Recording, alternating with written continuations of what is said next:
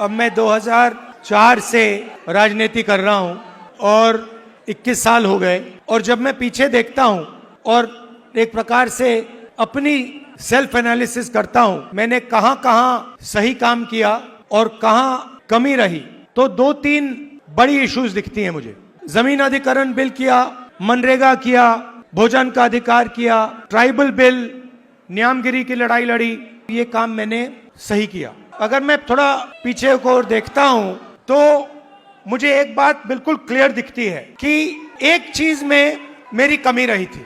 क्या थी? जो ओबीसी वर्ग है उसका जिस प्रकार से मुझे प्रोटेक्शन करना था मैंने नहीं किया। मेरी रिग्रेट क्या है कि अगर मुझे आपकी हिस्ट्री के बारे में, आपकी इश्यूज के बारे में थोड़ा सा भी ज्यादा मालूम होता, मैं तभी जाति जनगणना करा देता। वो निकल गया और मैं स्टेज से कह रहा हूं वो गलती है मेरी और इस गलती को मैं ठीक करने जा रहा हूं। देश को चलाता कौन है?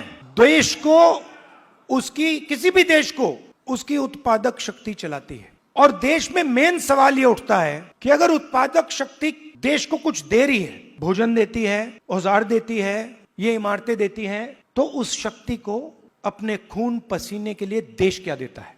आप मेरी बहन से पूछो, कभी मिलोगे तो पूछना, अगर कभी राहुल ने किसी चीज के बारे में मन बना लिया तो उस बात को वो छोड़ेगा या नहीं छोड़ेगा? वो पूछ लो उससे। मैं नहीं छोड़ने वाला। आप ये मत सोचो कि मैं जाति जनगणना की बात करना हूं। जाति जनगणना तो पहला कदम है। मेरा लक्ष्य है कि उस उत्पादक शक्ति को हिंदुस्तान में रिस्पेक्ट और हिस्सेदारी मिले।